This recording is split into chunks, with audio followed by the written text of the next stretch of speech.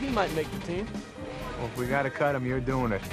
Paul found this strong man and invited him to join his football team. The guy, though built like a tank, had never played football before. He looked big and tough, but humbly asked Paul if he'd teach him. Paul said yes, and the man was so happy that he picked someone up in excitement. Paul explained that he was building a football team in the prison. He also mentioned that he'd be the quarterback.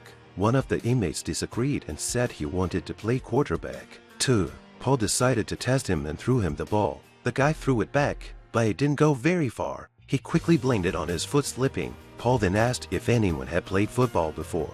One guy said he had played in another prison, but the strong man chimed in, saying that prison's mattresses were really soft. It was clear they weren't taking it seriously. Feeling frustrated, Paul decided to test their skills anyway. As expected, the inmates, who had spent most of their time in prison, weren't in great shape.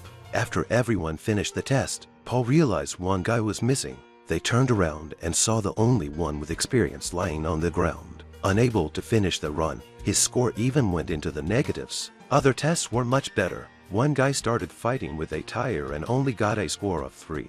When he gave Paul a menacing look, Paul reluctantly added 0.5 to his score. The next test was to hit a punching bag. Most of them did average. Then the strong man stepped up. He rammed into the bag so hard that it broke the rope and even knocked over the stand.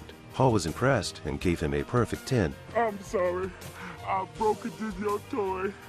Oh, that's a good thing. You should have a victory hug with caretaker. What?